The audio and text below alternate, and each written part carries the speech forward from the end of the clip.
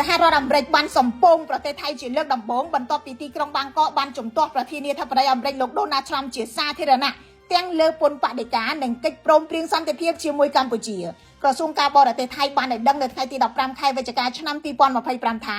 ទីក្រុងវ៉ាស៊ីនតោនបានជូនដំណឹងពីការសម្រេចផ្អាកការចរចាពន្ធបដិការជាមួយថៃនៅយប់ថ្ងៃទី14ខែវិច្ឆិកាអាមេរិកថាការចរចាដើម្បីរក្សាពន្ធ 19% នឹងបន្តឡើងវិញលុះត្រាតែរដ្ឋាភិបាលក្រុងបាងកកបដិញ្ញាចិត្តអនុវត្តសេចក្តីថ្លែងការណ៍រួមដែលខ្លួនបានចុះហត្ថលេខានៅទីក្រុងកូឡាឡាំពួរជាមួយកម្ពុជាកាលពីថ្ងៃទី26ខែតុលាឆ្នាំ2025ប៉ុន្តែភ្លាមក្រោយពីការសារភាពនេះលោកអនុទានប្រញាប់ចេញមកស្ដារមុខមាត់ថាអាមេរិកផ្អាកកិច្ចចរចានេះគឺមុនជំនួបតាមទូរស័ព្ទរវាងលោកនិងប្រធានាធិបតីត្រាំហើយពេលនេះការចរចាបន្តធម្មតាដោយលោកផ្អែកទៅលើអំណាចរបស់លោកនាយករដ្ឋមន្ត្រីម៉ាឡេស៊ីអាន់វ៉ាអ៊ីប្រាហ៊ីមក៏ប៉ុន្តែសហរដ្ឋអាមេរិកផ្ទាល់មិនបានបញ្ជាក់ផ្លូវការនៅឡើយថានឹងបន្តការចរចាជាមួយថៃគិតត្រឹមព្រឹកថ្ងៃទី16ខែវិច្ឆិកា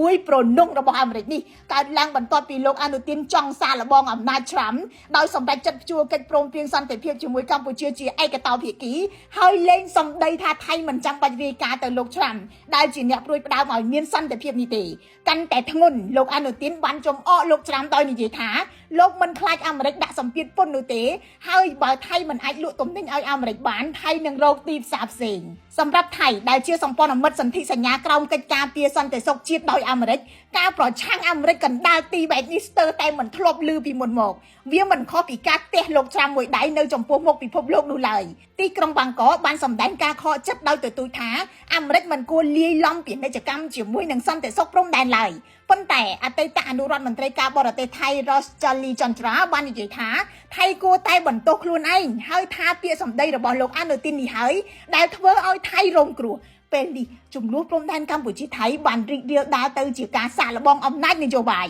ថៃហ៊ានជំទាស់អាមេរិកសងវិញច្បាស់ថាការចន្លោលេងនឹងអំណាចប្រធានាធិបតីអាមេរិកជាពិសេសលោកដូណាល់ត្រាំអាចមានផលវិបាកភ្លាមដោយមិនចាំបាច់រងចាំយូរខ្ញុំរស់សុធាពី News Today NTTV